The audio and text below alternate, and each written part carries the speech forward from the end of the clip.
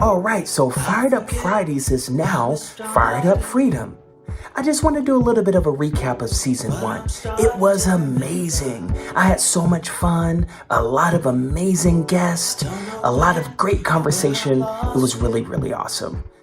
If you're someone who wants to have a growth mindset, if you're someone who wants to take action and go toward your goals, then Fired Up Freedom is great for you. It doesn't matter if your goal is financial or personal. And now that we're moving into season two, we're going to be talking a lot of different things surrounding freedom.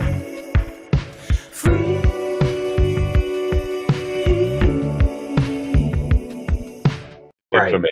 At that stage, it was a lot of fun, and somehow I sort of had a lot of dolls around, and I was sort of making art out of dolls, not just crates. And it's almost like I feel like Mr. Potato Head was the first PFP NFT. We want to talk about this. I saw this the other day, and I was like, "Wow, this big billboard in the middle of Times Square." Well, hello there, family. You're listening to Fired Up Freedom with Steve Ryan. Fired Up Freedom. All right.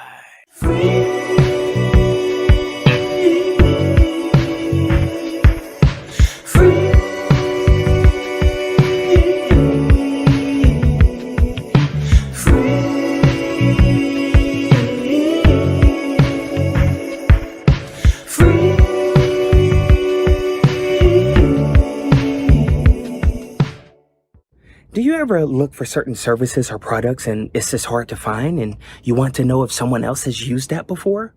Well, visit my resources page, steveryan.com/resources, steveryan.com/resources. All right. Welcome to Fired Up Freedom, which used to be Fired Up Fridays. All right, with yours truly, Steve Ryan. So, now you're about to hear or listen to or watch episode number 19 from season 1 of Fired Up Freedom, which again used to be Fired Up Friday. Now in this one, you're going to discover the Toddlerpillars. Now the Toddlerpillars is this project that was founded by gallery owner and artist John Bainart, and also his business partner, not in the gallery but in the project, Tim Malloy. All right. So you get to meet them, you get to hear about them, you get to hear about, what he overcame to get to where he was. He opens up quite a bit. He talks about how he had drug abuse, a history of drug abuse, how he overcame that, how he's been clean. He has a successful gallery in Australia. He's also moved into the digital space with the NFT art space where he had a sold out project. So you're going to hear a lot about him and meet him behind the scenes. All right. I love stories like this because it really, really gives that inspiration that no matter what you've gone through, no matter what your low point is, whether it's, alcohol, drugs, whatever, that it's never too late to get up. It's never too late to overcome it. It's never too late to work on your dreams. It's never too late. And that's what this will help you to see as well. All right. So stay tuned. It's coming right on up. This is Fired Up Freedom. All right. Fired Up Friday is now Fired Up Freedom. Hello.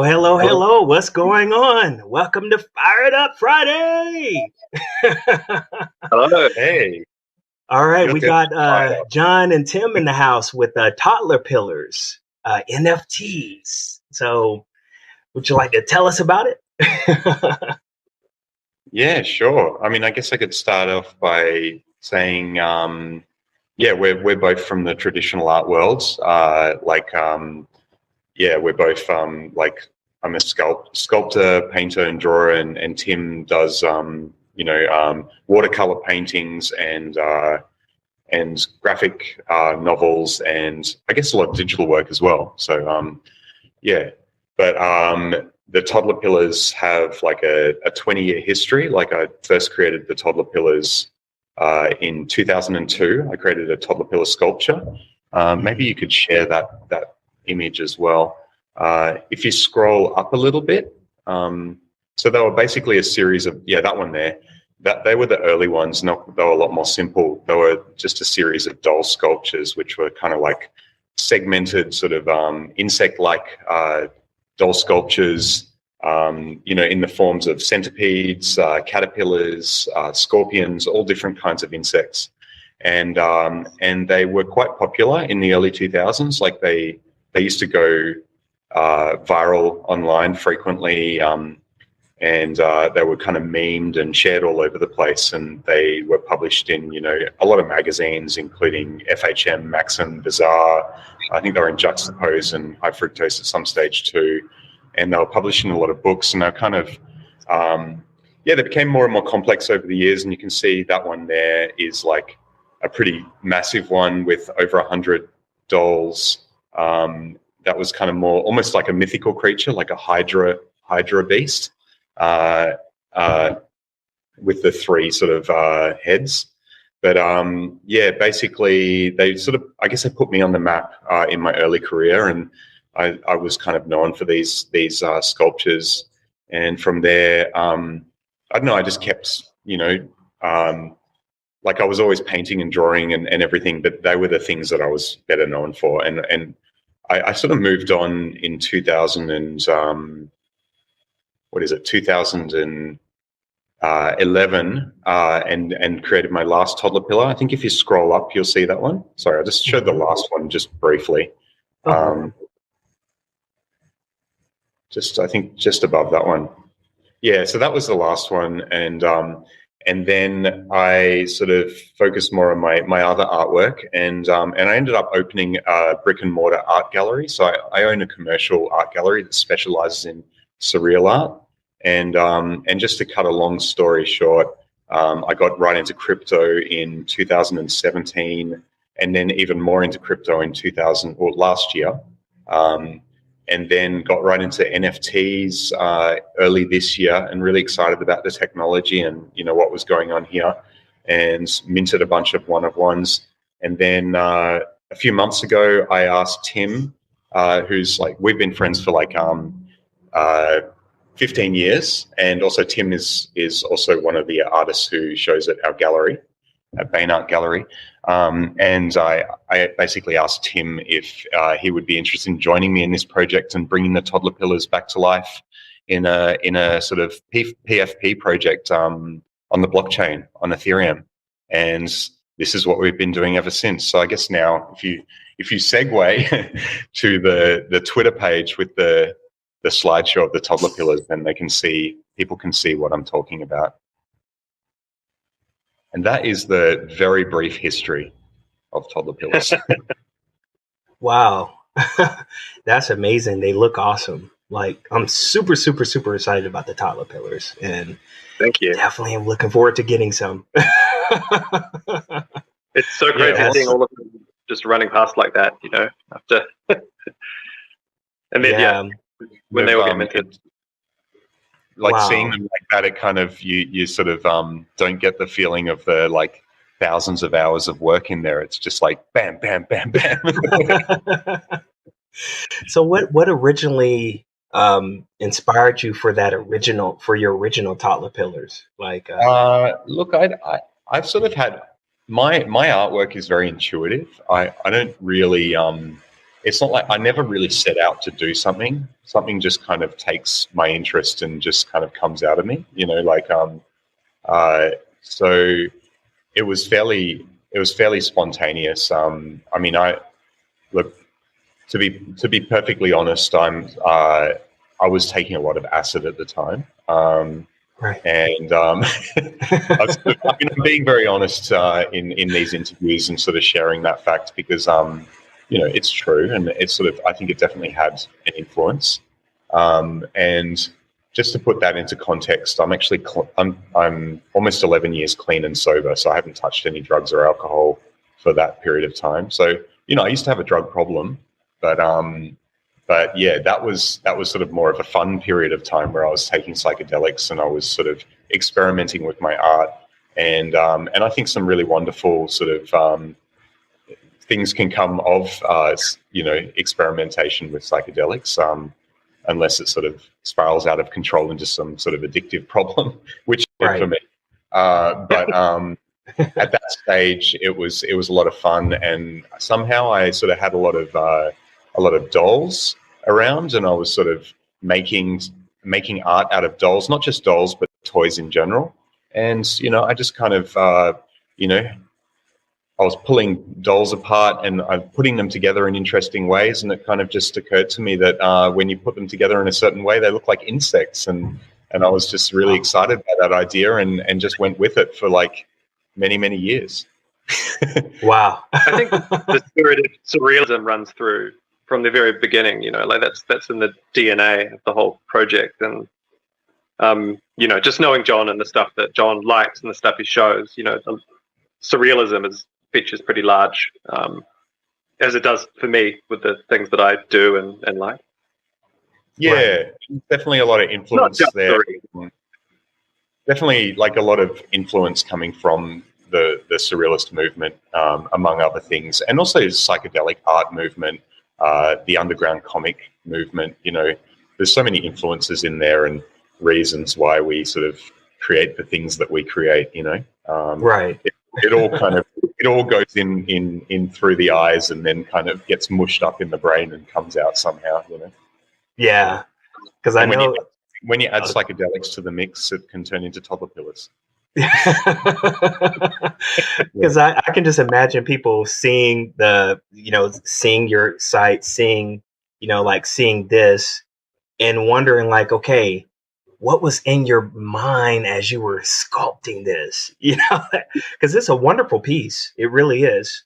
Yeah. See, for me, I really believe I really am quite into the approach of the surrealists in that sense. Mm-hmm. I love how much they let the unconscious sort of lead their process, and a lot of artists in other movements and contemporary artists are really sort of concept driven and really sort of formulate ideas and sketch those ideas out and really sort of come up with a really solid theme before they even create the artwork themselves. Well, the artwork itself. Whereas for me, the surrealists kind of innovated that whole concept of the unconscious process, and that's definitely where I'm coming from. So if someone was to ask me why or how did I sort of come up with this idea, my answer would be, I have no idea. That's a good answer.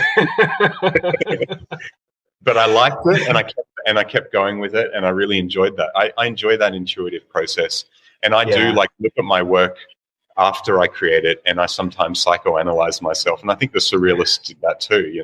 It's like, what does this actually mean? What does this piece say about me? What issues, which psychological issues are coming through in this piece? It's great creating something and then showing it to someone, and then it goes. There's that level of it too.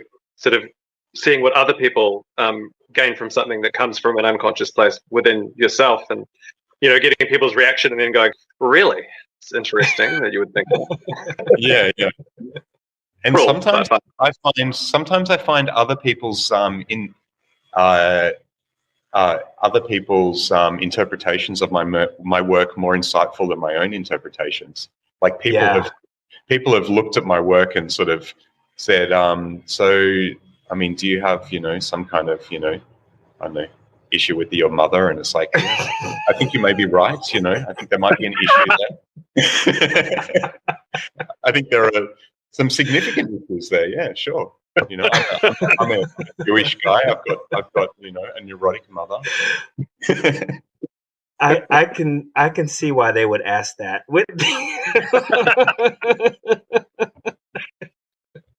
And so, a lot of my work is related to I don't know, infancy, children, babies, and pregnancy. I don't even know why, but I guess these things are hard coded in our DNA. It's such a significant event, it's how we all come to be in this world. And even if you look at my drawings and paintings and everything, there's always an element of that. Yeah. Wow. So for those of you listening, what we're looking at of course you can watch the video podcast, but I hope I don't get the description wrong, but feel free to jump in, guys, and let me know. But it's like a doll with a blonde hair baby that's a caterpillar, with a ton of legs and arms, but it's in a cool way. Like they're standing up mad or angry. But the other one is chilling. The other one is like, okay, what's up? Yeah, so I mean, I guess the idea is that like each doll part is like a segment of the insect, and there's they just kind of mimic insect-like forms for sure. Like it just makes sense. Like it's kind of like someone, like people have said, how did you come up with this idea? Why would you do this? What made you think of it? And it's like it's obvious. Like as soon as you put two doll torsos together, it's like, of course it's an insect. It's like, right. why wouldn't you make a toddler pillar? That's the Wow. answer. Did you call it toddler pillar back then when you made it, or no? They were called toddlerpillars because they were like part toddler, part centipede. Yeah, but I sort of renamed them more. Just recently before this project's launched. So what inspired toddler pillar instead of toddler Pete? Well, I think the new characters, the new creatures look more like caterpillars than centipedes. I think that's a significant thing. I think caterpillars are a lot cuter than centipedes. Centipedes aren't particularly cute. Right. There's something slightly menacing about centipedes, whereas the connotation. I can see what you mean. Yeah, because looking at these things, it's like, oh, but the other one is like, good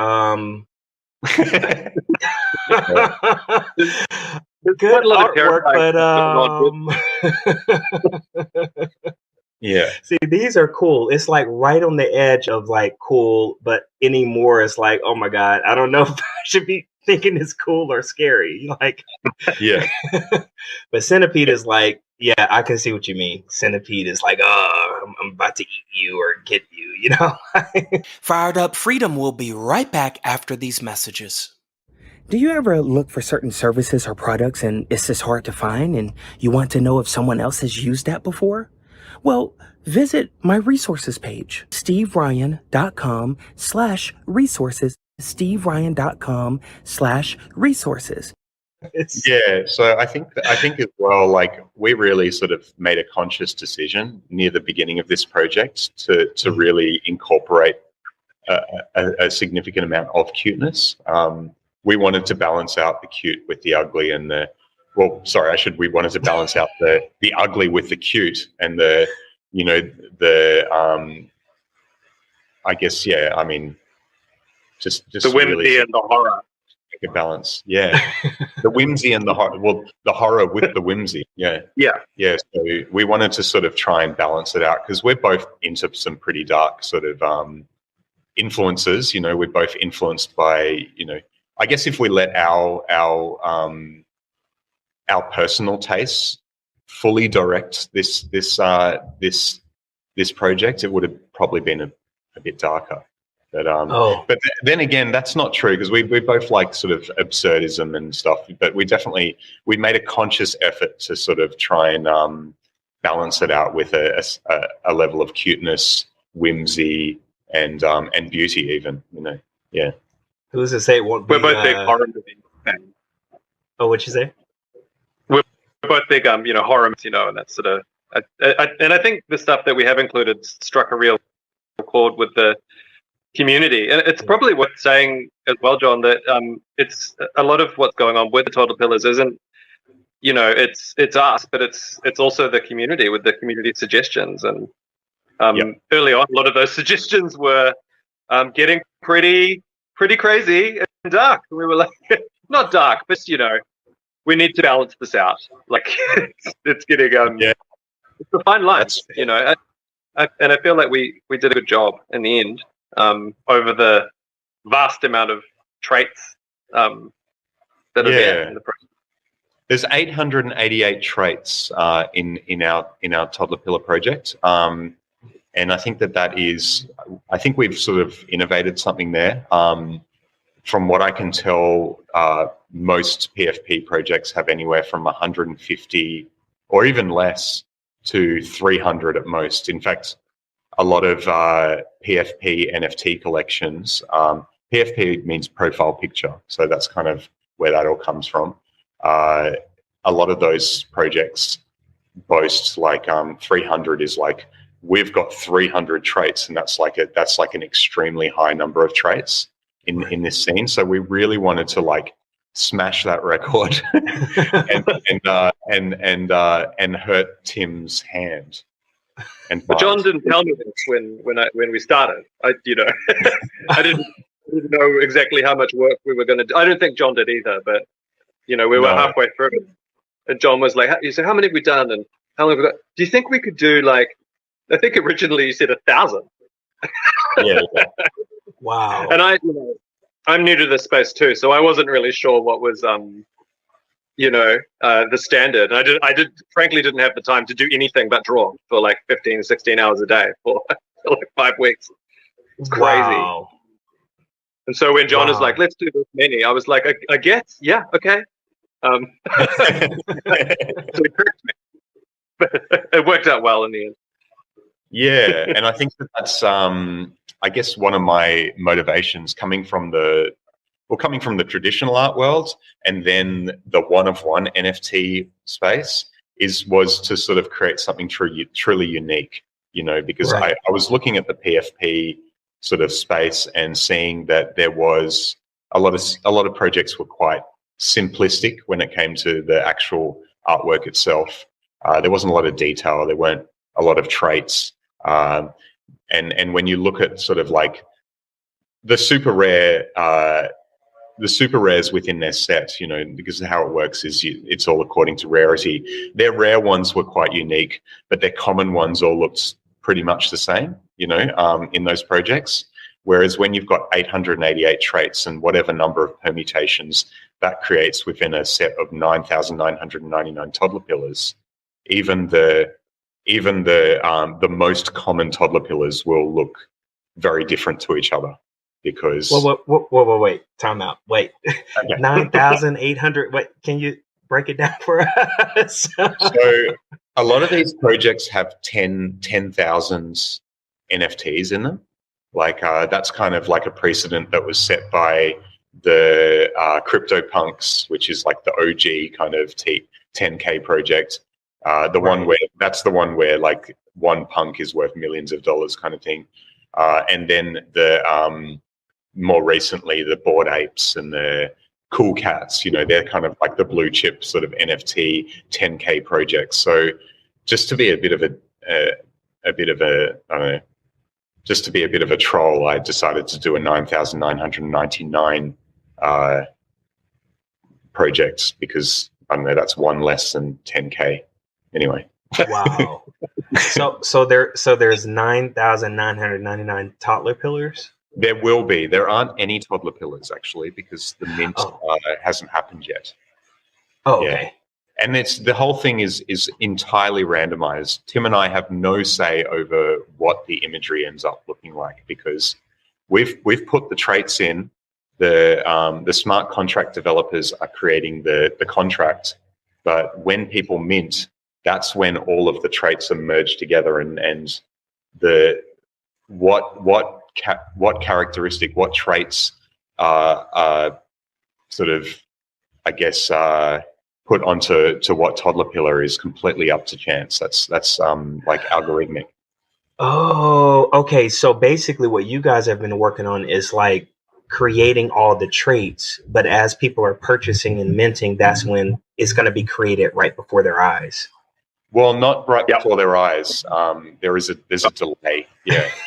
I mean, it's actually, so what happens is they get, when they mint, so our pre-sale mint happens on the 16th of November. There's like a 3-day pre-sale. When that happens, they get like more of a kind of a placeholder. Like they buy a Toddlerpillar and they get this kind of wild card. They don't get to see what it is until the reveal. and we're using Chainlink to do this process. So it actually isn't generated on the spot like that. What happens is when our smart contract developers push the reveal, their wildcard that's when the traits are attributed to their toddler pillars. So it all happens after the fact, yeah, and it all happens in one go, yeah, at the same time. So at the same nobody can see any toddler pillar before anybody else. So it's like a boom. Here we go. Here's the whole collection. Yeah. Wow. So there's a period of days where they've got this sort of toddler pillar wild card, and they don't know what traits they've got. They might have one of the most common ones. They might have one of the most rare ones. And you probably know in this scene that the rare ones can fetch like an extraordinary amount of money. So it's kind of like, it's this fun kind of unboxing kind of experience. Yeah. Yeah. Wow. Are you going to have like a release party, like an online release party or something? I imagine we'll probably do it on Twitter Space. It's just, that's where we live. So, Yeah. and what day, have you set a date yet for like the big release? No, because we have to kind of, so there's the 3-day pre-sale, but then there's a public sale, and it really depends on how quick the public sale takes to sell out. I believe it'll be really quick, but what we might do is push a reveal before the public sale is entirely sold out, because we don't want to leave people hanging for too long. So there might be like a partial reveal. I've still got to work this out with the developers, but just say we've sold 8,000, or even 7,000, and it's, there's been a day or two of public sale. There's been 3 days of private sale. I would like to push like a reveal so that everyone has their wild card toddler pillar at that point gets a reveal, and then push the rest of the reveal after the rest is sold out, if you know what I mean. Yeah. We've got to work out the mechanics of that. Yeah, that hasn't been worked out yet. Yeah. A lot to do in a short amount of time. Well, we've got Tim and I are artists, so we have no idea about the technical side of stuff, but that's in capable hands. So yeah. Yeah, that makes sense. So when you both of you had put this together, like what's the process? Do you draw it out like on paper or that digitally? Would be Tim's answer. It's all done totally digitally. I did the whole project on my iPad. A lot of it's just sitting in bed because I couldn't sit at my desk for 15 hours a day without excruciating pain in my back. Although I feel like I've been in like outer space and my muscles have atrophied at this point, so I'm really out of shape. Okay. It's bad. But I'll get better. And so we started with there's an outline basically. The one thing that is the only thing that is the same in every single toddler pillar is that solid outline around the edge of the the base color of whatever the toddler pillar is. Can you show the slideshow while Tim's talking about this so people can see what he's talking about? Absolutely. Thank you. So we started there because we, with any project, especially if it's going to have iterations, you want to have a base level sorted out as soon as possible, and everything springs off that. So that black outline around the edge of the actual toddler pillar itself, regardless of the traits, is where we started, and we took a few days to get that right, I think, or at least a day of like, this arm needs to be a bit more like this, and John's got a very fine eye for detail, and he calls it millimeter eyes. Move that finger 1 millimeter in that direction. Wasn't quite pixels, thank God, but and then once that was done, we decided we needed to kind of build a couple of toddler pillars that were, just prototype kind of proof of like what these things were going to look like. And so we sort of went from there and like, well, what could we put in this hand? And we worked very, very closely right at the beginning. We worked very closely, but once we sort of had things rolling and once the Discord started happening and once we started the suggest a trait room, we started getting suggestions rolling in. They haven't stopped from the community. we started in those ideas, and Jon would have an idea and said, can we do this? Can we do that? One of a lot of traits have become little sort of almost spin-off shows in their own, like already, the ones that we've revealed in their own right. In particular, there's a character in the top left hand, which is stage left. We had a category that at first we called it familiars, as in sort of like a little pet animal or whatever, but they didn't always end up being that. Jon, I think said, we need some more hybrid animals. There's a lot of hybrid animal sort of imagery, different types of animals mashed together in this project. And I said, okay, or maybe I said that, but then Jon said, can we have a monkey riding on the back? And I said, yeah, how about a cowboy monkey? And then Jon quickly Googled cowboy monkey and discovered a real cowboy monkey called Whiplash, who's a personal hero of both of ours now. And then we laughed for 20 minutes about how delightful he is. And we sort of based the character. He ended up being called Whiplash Escargot. Because he's riding a snail back. He's riding a snail. Yeah, I decided to throw away then I just decided to forget about the original idea of a hybrid animal and just have a snail instead. So that's sort of like a really good microcosm of sometimes if Jon and I were working together on an idea, how it sort of went, like back and forth, and then a lot of laughter, not too much pain at all. And then I finished, and then more often than not, it was like all good. I'd go back and refine it. And this is all happening like, hopefully you're getting a trait done in a couple of hours, at a certain point. Some traits took half a day, some traits took 10 minutes. A lot of the, we've got earrings, which are simpler to do. And depending on exactly what is going on with a particular trait, there's a time difference in what it took. And, towards the end, I think Jon just let me rip because we were really running out of time. And there was a period of time where I was having to bust out 30 different traits in a day, which was hard to do. Wow. So I think Jon was like, if I can just streamline this by just letting Tim do stuff, and then I'd give him an info dump at the end of the day,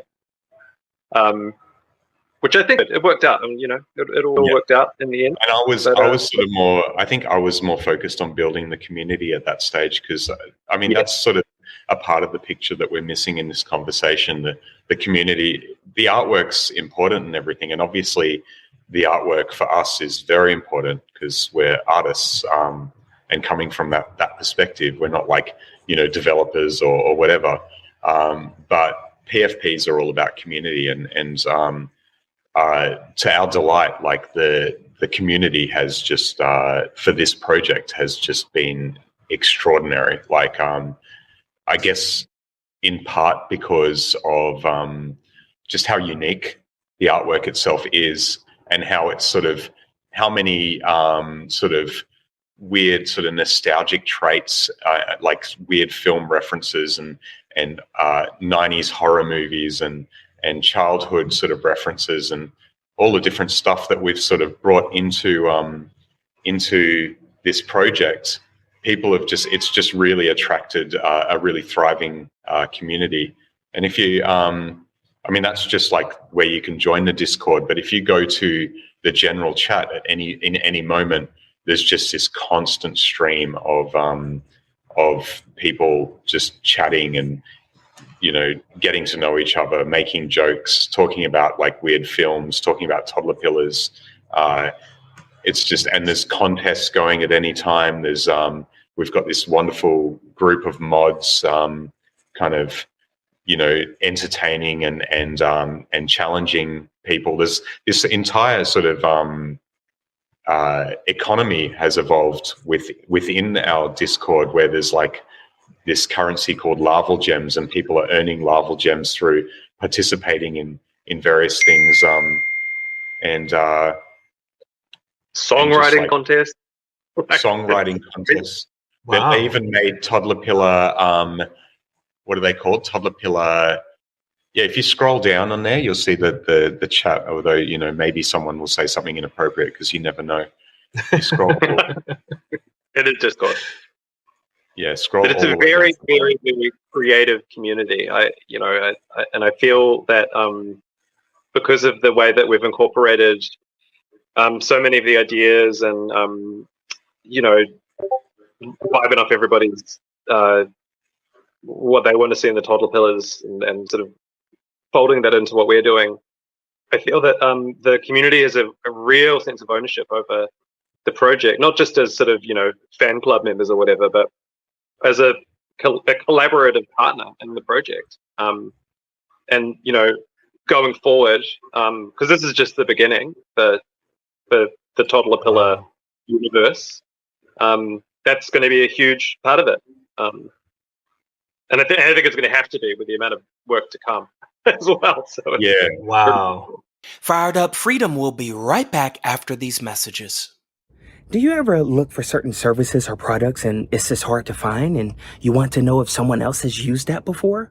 Well, visit my resources page, steveryan.com/resources, steveryan.com/resources.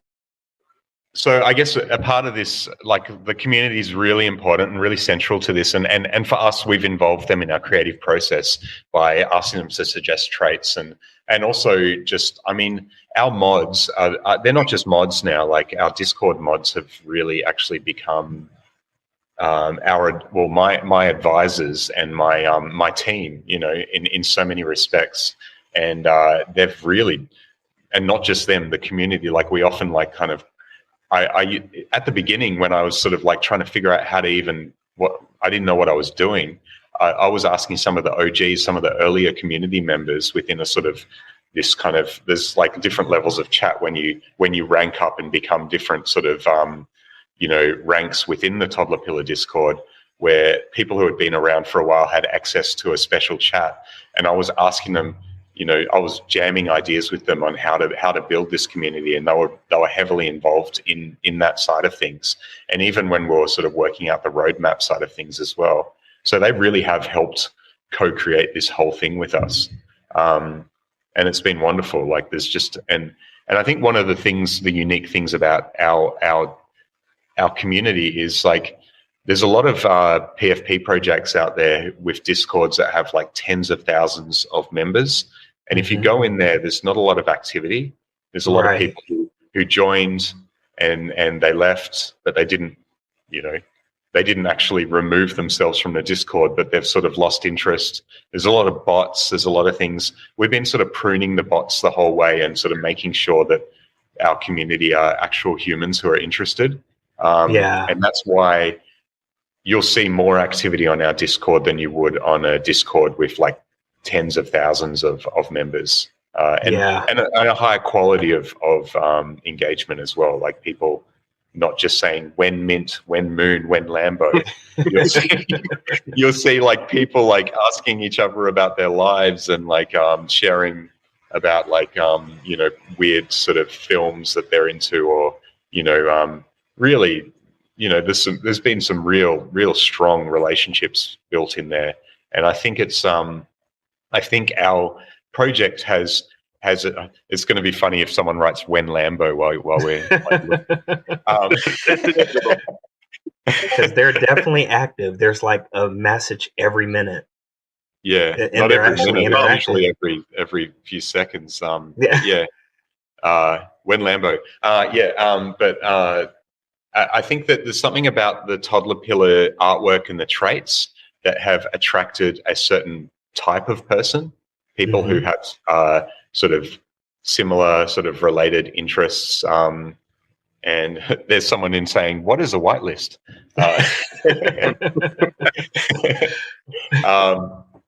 And also it's just there's just a lot of like minds in there, so people are really getting along, basically. But yeah, we have other plans, with the Toddlerpillars. We want to maybe bring it back to the slideshow again, so I can kind of talk about it just briefly while Sure. Yeah, but what we want to do is we're making a second collection called the Chimera Pillars, and the Chimera Pillars is basically, I think if you scroll down. Actually, don't bother scrolling down. But the Chimerapillars is like another collection of like another sort of 10K sort of collection, which is like more of an animal mashup. Like they're still sort of caterpillar shapes, but all of the traits, or not all of the traits, but the form itself is sort of just a mashup of different animals, like a chimera. And that's, so we've already started working on that. Basically people, Toddlerpillar token holders will receive a Chimerapillar, like a free Chimerapillar if they have one at that date of release. Wow. We're also, next year we'll be working on sort of building a blockchain-based game based on the Toddlerpillars as well. So there'll be some sort of gamified element, some way you can use them in a sort of fun sort of gamified sort of context. Wow. I really want to turn this into an animated series for adults as well. That's not so much on the roadmap, but it's something. I don't want to put something on the roadmap until we've sort of taken steps towards something. But I want to sort of team up with an animation studio who can sort of bring these guys to life. And I want to then take that sort of pilot and pitch it at Adult Swim. Or if Adult Swim isn't interested, just get it out there somehow,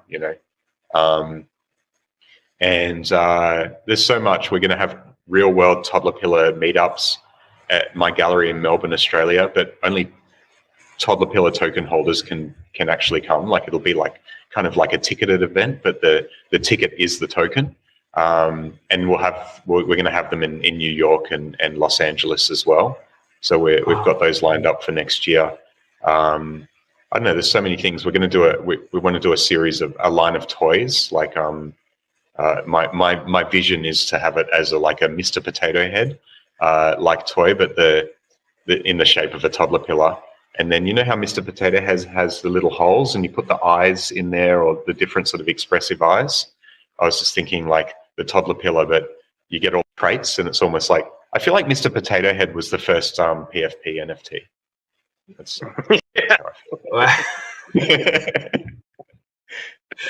Wow. Except not so randomized. It depended on what you wanted, Yeah. Wow. Hey, doggy. Yeah, this is Peach. She's actually a trait too. She's got deficits in the cognitive department, but she's very lovable. As you can see, there's not much going on behind the eyes. She'll probably fall asleep. Into a rabid bonnet-wearing little chihuahua in the Toddlerpillar project. So she's a guest star as well. She's got a cameo. If you hold her in any position, she just starts falling asleep. Wow. That's crazy. Wow, like that's for real. Wow. She really is just a teddy. Like she's not like, look at this. It's crazy. That wow. It sounds wow. I had no idea you had all those things going on. That's yeah. I mean, we're really like focused on the actual NFT. Like there's so much work involved in actually the lead up to mint. Right. But as soon as that's done, this is when we kick into the next phase. Although we have started on the Chimerapillars, so that's kind of, we've already started on that path. Yeah. I'd rather produce that over 6 months than 6 weeks. I think that's going to be the key for that next step. We're going we to have to keep Tim alive. That's a part of the project. Keep Tim alive. Keep Tim alive. Start a petition. Yeah. We're going to take a short commercial break, and then we're going to talk about this New York City Times Square billboard. I have a picture of it too to show the audience. So we'll be right back after this commercial break. Fired Up Freedom will be right back after these messages. Do you ever look for certain services or products and it's just hard to find and you want to know if someone else has used that before?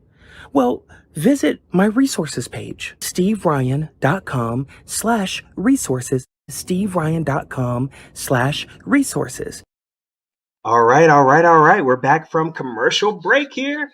So we want to talk about this. I saw this the other day, and I was like, wow, this big billboard in the middle of Times Square during NFT week in New York City. Like, wow, you guys must have been excited about this one. Yeah. Yeah, like when I found it, like so we've partnered with a this gallery. They're kind of more than a gallery. They're like, their name's Super Chief Gallery NFT, and they were the very first brick and mortar sort of commercial gallery that that actually exhibited NFTs in the physical space in the entire world. They start, but they have been a physical gallery for over 10 years, I think like 12 years or something. And one of their things that, like, something that they're bringing to this project is, sorry, there's traffic. Something that they're bringing to this project is their sort of marketing connections. And they're very, very connected in the traditional media world, as well as the NFT space. As far as like all of the media goes, but also they're really passionate about getting NFTs up on giant billboards. So that's how this happened. Yeah, it's got some awful sound effects there. I guess there was probably some traffic nearby. But I was trying to click in it to make it bigger, but I don't think it's. Yeah, I'm not sure. I guess you could do that and then. That's all right. Yeah, so basically. This happened in Times Square in New York City during the NYC NFT convention. Yeah. Wow. And how did you pull this off? Like, well, I didn't. I still can't believe it. Like, it feels like, is this real? Like, it's so big. It's huge. Yeah. Like, I thought it was going to be a lot smaller, to be honest. Like, I did not know. Like, look at those tiny little people, like, I didn't know it was going to be that big. In fact, I put out a promotional image of a small billboard sort of just to advertise the fact that this was happening. So, wow. That was a bit misleading, but I guess this was a nice surprise for people. Yeah, it's gigantic. Apparently, there's an even bigger one happening in Tokyo, so and a much bigger billboard than that. So I don't know when that's happening exactly, but yeah. Wow. So you guys are like going all out like this. This is really what got me like super excited. I was already excited because, I got to know you, but seeing this, I'm sure it fired up the entire community. Like, really fired them up. It did. And I think that I feel like the images and the video of this is probably the thing is, there were I don't know, there could have been like an extraordinary amount of people there at the time, but I would say that most people who witnessed that probably had no idea what they had just seen. It's like, what the fuck did I just see? Sorry, what did I just see? And maybe they caught the word Toddlerpillars and went and had a look at it. But the amount of times that after this imagery was posted and shared and all the videos, and the amount of times that was retweeted, that was quite extraordinary. Like this video went pretty viral on Twitter and Instagram, I think, as well, but mainly on Twitter. And a lot of other videos of the same moment, because there were lots of people capturing it. Yeah. Wow.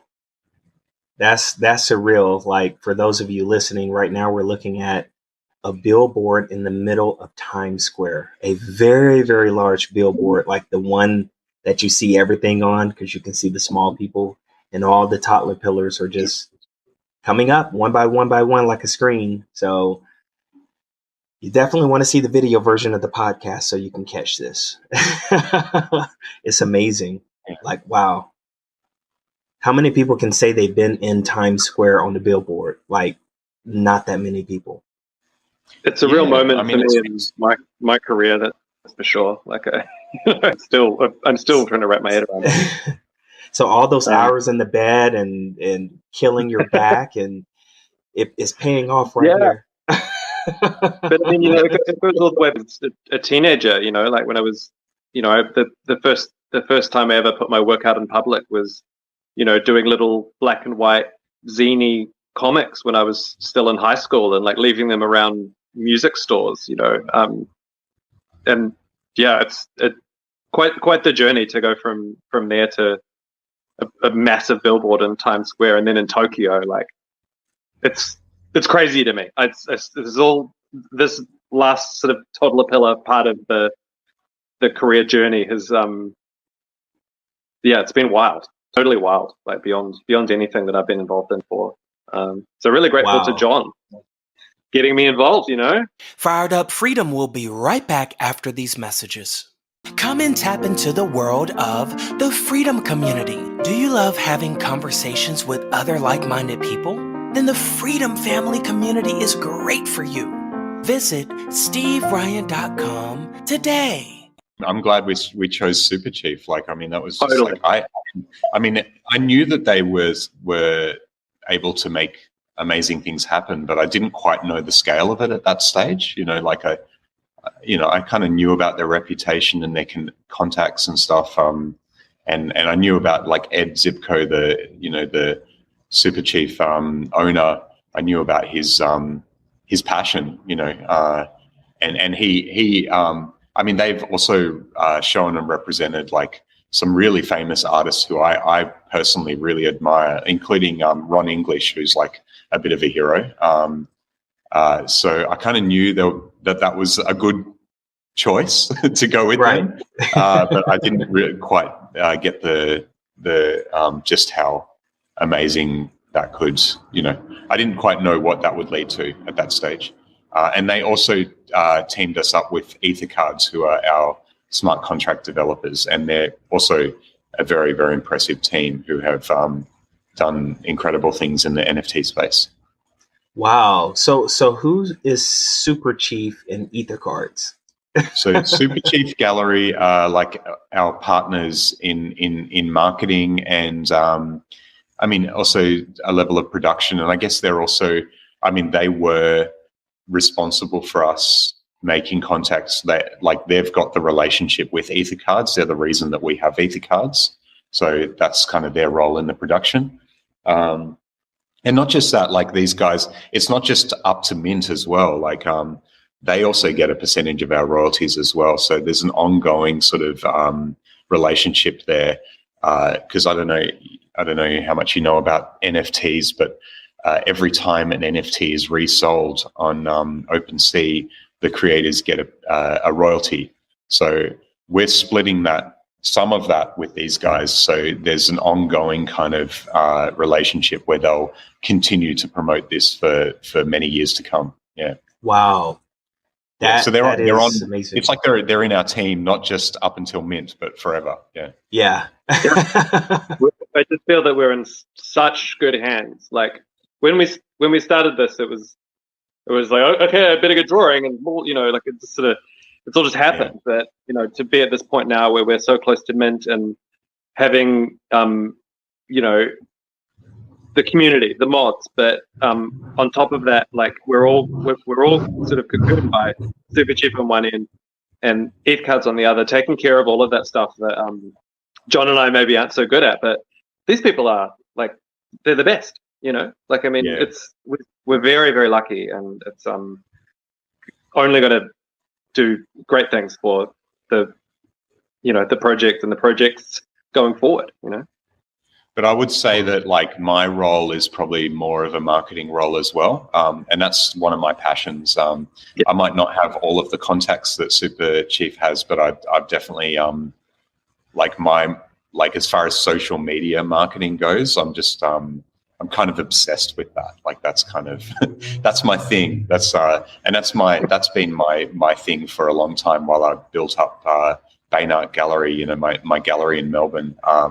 And just, I guess, my own profile as an artist as well. So, so that's kind of, but then having their support as well, and also EtherCards have a significant following as well. So all three combined, because the EtherCards have been promoting us pretty heavily as well. Wow. And it's funny you mentioned EtherCard, so that's kind of cool. And what is Tim's role in this? I know besides killing himself in the bed and designing. Tim's role is killing himself in the bed. Killing myself in the bed that sounds wrong, but